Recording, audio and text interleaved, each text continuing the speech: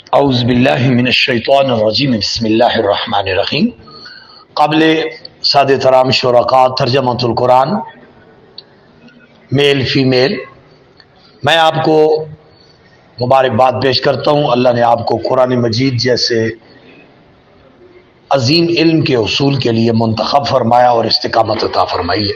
میں آپ کو تجوید کے لیسن 4 الدرس الرابع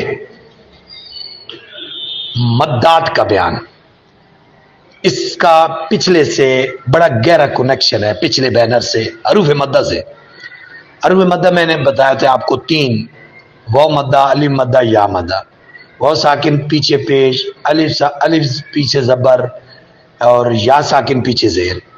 کھڑی زبر کی شکل میں بھی آ سکتا ہے، کھڑی زیر کی شکل میں بھی آ سکتا ہے، الٹی پیش کی شکل میں بھی آ سکتا ہے۔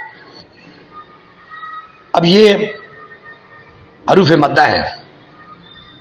اب آگے مدات، بڑی مد اور چھوٹی مد کا ایک تصور آپ کے ذہنوں میں پایا جاتا ہے۔ چھوٹی مد کی شکل بھی آپ کے ذہنوں میں ہے، بڑی مد کی شکل بھی ذہنوں میں ہے۔ اب لیکن اسے اب تجویدی انداز میں ہم کیسے پڑھیں گے؟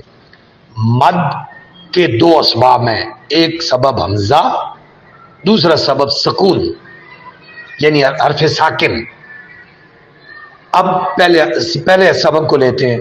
اقسام مد بسبب حمزہ 2: مد منفصل یعنی چھوٹی مد چھوٹی شکل، مد متصل بڑی مد بڑی شکل۔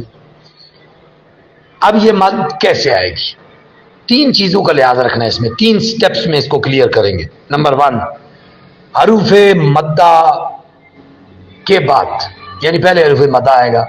وہ مدہ بھی آ سکتا ہے، الف مدہ بھی آ سکتا ہے، یا بھی مدہ بھی آ سکتا ہے، کھڑی زبر بھی آ سکتی ہے، کھڑی زیر بھی آ سکتی ہے، الٹی پیش بھی آ سکتی ہے۔ اس کے بعد حمزہ آ جائے، اور حمزہ کسی شکل بکا ہو بھی، حمزہ اصلی ہو جو ہے حمزہ ہا والا، اور یا الف پر زبر زیر پیش کی شکل میں آ جائے، کوئی بھی آ جائے۔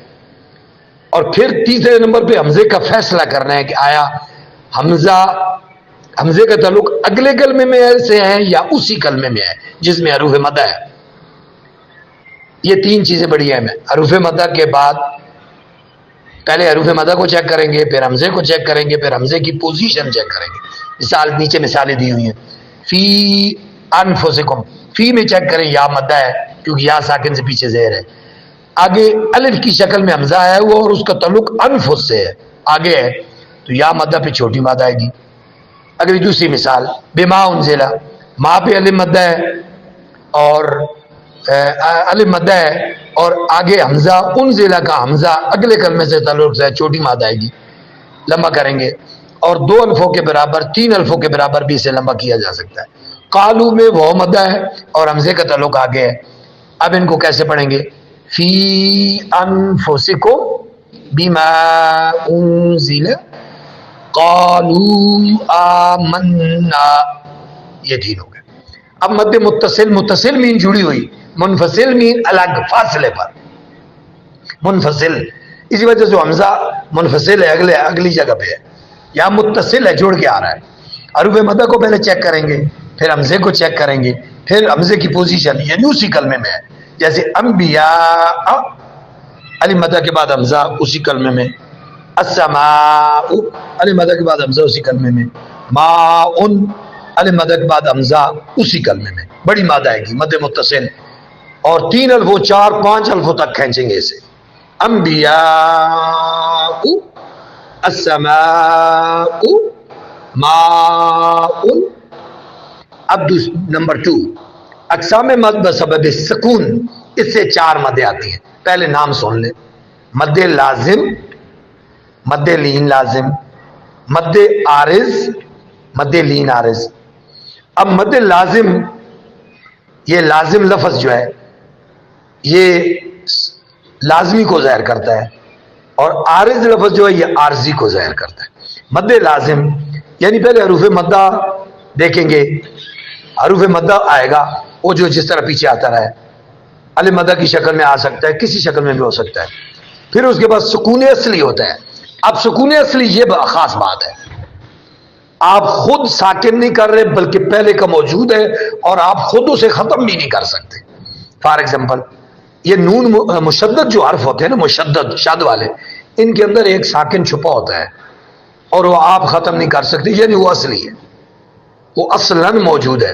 جیسے جانون، یہ الف مدہ ہے کیونکہ الف سے پہلے زبر ہے، آگے نون مشدد ہے اور اس کے اندر ساکن چھپا ہوا ہے، اس لیے بڑی ماد آئی ہے، مد متصل. جانون دابتن، با مشدد ہے، اس کے اندر نون ساکن چھپا، ایک سکون اصلی چھپا ہے اور اس سے پہلے الف مدہ ہے، بڑی ماد آئے گی. قافتن، یہ بھی ہوئی سیم مثال ہے. آگے مد لین لازم، حروف لین کے بعد سکون اصلی ہے، حروف لین کے بعد سکون اصلی ہے. اب یہ ایک لفظ ہے عین، اب نون ساکن ہے، یہ فارغ ور ہے، آپ نے خود نہیں کیا، عین، اور اس سے پیچھے یا مدہ ہے، یا لین ہے، مدہ نہیں، کیونکہ لین لازم ہے نا. اب حروف لین آئیں گے، اب لین دو ہی ہیں، واو لین اور یا لین. یا لین کیا ہوتا ہے؟ یا ساکن سے پیچھے زبر ہوتی ہے تو یا لین بنتا ہے. تو یہ نون ساکن جو اصلی ہے آپ نے خود نہیں کیا، اس سے پیچھے یا لین ہے، تو اس وجہ سے یہ سکون اصلی ہونے کی وجہ سے حروف لین ہے، یا لین ہے، تو اسے کہتے ہیں مد لین. اب اس پہ بڑی ماد آئی ہے عین. آگے مد عارض آ جائے، یعنی اب یہاں کوئی عارضی کا تصور آ جائے گا. حروف مد تو آئے گا ہی آئے گا اور پھر عارضی سکون ہوگا، آپ خود کریں گے وقف کی وجہ سے. مسلمون، اب یہ نون زبر نہ ہے، آپ اسے ساکن کر دیں گے، پیچھے واو مدہ ہے، واو ساکن سے پیچھے پیش ہے، حروف مدہ کی شرط بھی پوری ہو گئی، آگے آپ نے خود عارضی سکون کیا. اب بڑی مد ڈالیں یا نہ ڈالیں؟ ڈالیں، بعض ڈال دیتے ہیں بعض نہیں ڈالتے. مسلمون یتساءلون، نون زبر نہ ہے، لو واو مدہ ہے اور آگے نون زبر نہ ہے، آپ ساکن کریں. یتساءلون، اس کو کہتے ہیں مد عارض، عارضی سکون، اور یہ جہاں وقف ہوگا یہ وہاں آئے گی. رب العالمین، مین میں نون ساکن ہے اور یا لین ہے، یا مدہ ہے پیچھے، یہ مد عارض ہے. آگے لین عارض میں بھی یہی ہے، حروف لین کے بعد عارضی سکون آئے گا، جیسے شفتین، یا لین کے بعد نون ساکن، عارضی خود سکین، شفتین. خوف، واو لین، واو ساکن پیچھے زبر، واو لین، فے کو خود ساکن کیا. قریش، یا لین، یا ساکن سے پیچھے زبر، شین کو خود ساکن کیا، تو یہ عارضی سکون ہو گیا، اس لیے وہ لین عارض کہتے ہیں. تو یہ بھی لمبا کیا جاتا ہے. یہ سکون کی وجہ سے چار مدیں آتی ہیں، ان کے کنسیپٹ، یہ اس کا کنسیپٹ کم ہے آپ کے پاس، اوپر مد منفصل اور متصل کا زیادہ ہے. انشاءاللہ قرآن میں ان کی پریکٹس کرائیں گے، یقیناً آپ کے لیے سبق آسان ہو جائے گا.